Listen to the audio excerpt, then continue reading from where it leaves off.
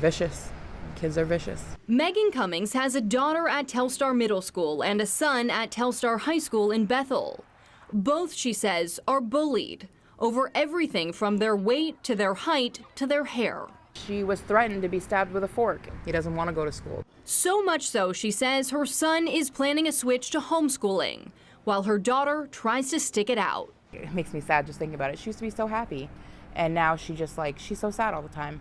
How many times do you think you've reported bullying to the school? Oh my God, I would say I have called to that school at least 10 times a year for, bullying, harassment. But according to state data, MSAD 44 reported no bullying incidents to the Maine Department of Education for the 2020 to 2021 school year, the most recent year for which data is available. These are my kids. I know my kids. They're not going to come home and lie to me about this. In fact, the data show 80% of schools and districts across the state, more than 230 of them, reported 0 incidents. Is the takeaway that there's no bullying in your district?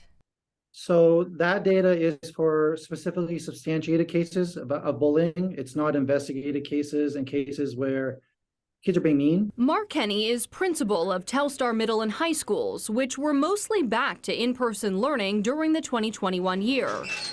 He can't speak to any specific students, but tells us reports of bullying are made through these forms. He says about a dozen were submitted last year between the two schools. Once a report does come in, it's always dealt with. It's always investigated. It's always documented. He says administrators interview both parties and look for evidence. Very little of this is very black and white. There's a lot of gray and trying to navigate through. State law requires schools and districts to report substantiated or proven incidents that meet a certain definition of bullying. It's lengthy and fairly broad, citing behavior based on distinguishing characteristics like a student's race, looks, or sexual orientation, causing physical harm to a student or their property, or creating a hostile educational environment. Why might there be a disconnect there between what a family thinks is bullying versus what you guys actually report to the state? So part of that is sometimes those families, those students don't want to fill out the paperwork and make the report. Sometimes the situation is resolved and the administrative process stops. Other times, Kenny says, it doesn't meet the definition of bullying. I think it's a big concern when people use the term incorrectly, and it's not necessarily their own fault, but they don't understand the definition that we are working under and working within. We shared the state's definition with Cummings. Most of these things fit. Do you think it's important that schools track this? I do. I think it's very important because how do you fix it if you don't know it's a problem? She'd like to see more done to make schools a safer place where kids can just focus on learning. I'm not being dramatic. I'm being a mom.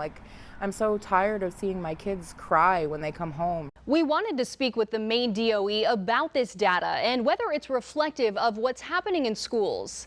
A spokesperson sent us the most recent youth survey showing a decrease in the number of students who reported being bullied on school grounds.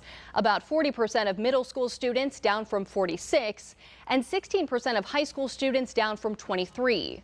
But despite repeated requests, no one from the department was made available for an interview, and the questions we sent were not answered. For the I-Team, I'm Marissa Botner.